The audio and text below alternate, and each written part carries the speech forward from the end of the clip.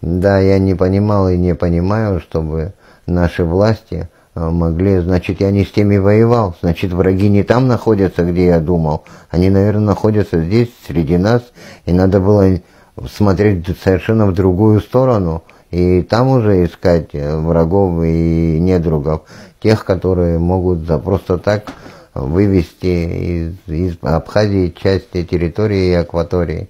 Ну, в общем-то, наверное, это все, что я хотел сказать по этому поводу. Сегодня, с моей точки зрения, существует огромная пропасть между властями в Абхазии и нашим гражданским обществом, вообще между народом.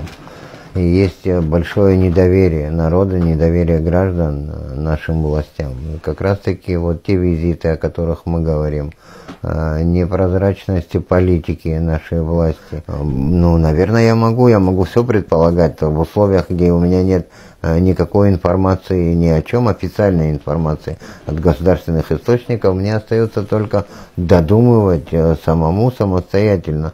А так ли оно? О чем можно разговаривать в теории там? Ну, наверное, да. На сегодня это актуально. Возможно, это возможно. Тогда почему это делается тайно, почему это делается кулуарно?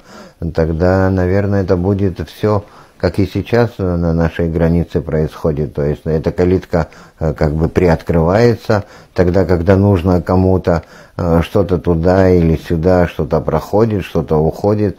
Ну, а что нам, гражданам, с этого всего? Чувствуем ли мы себя обманутыми? Ну, я себя чувствую, например, обманутым вполне. То есть, если получается целая куча финансов, которые ходят туда-сюда через границу, которые ходят мимо нас, в обход нас как граждан и в обход нашего государства, когда мы ни как граждане, ни как страна не принимаем участие ни в каких процессах, ни в экономических, ни в политических, когда мы делегируем все то, чем должны заниматься мы сами, не принимаем участие в деятельности ни в своей, ни вокруг нас, и делегируем это кому-то другим, а сами просто являемся сторонними наблюдателями, но тот продукт, который мы получим вполне, он может нам сильно не понравиться. Ну вот, наверное, это самое главное, то, что я бы хотел сказать о процессе этой передачи.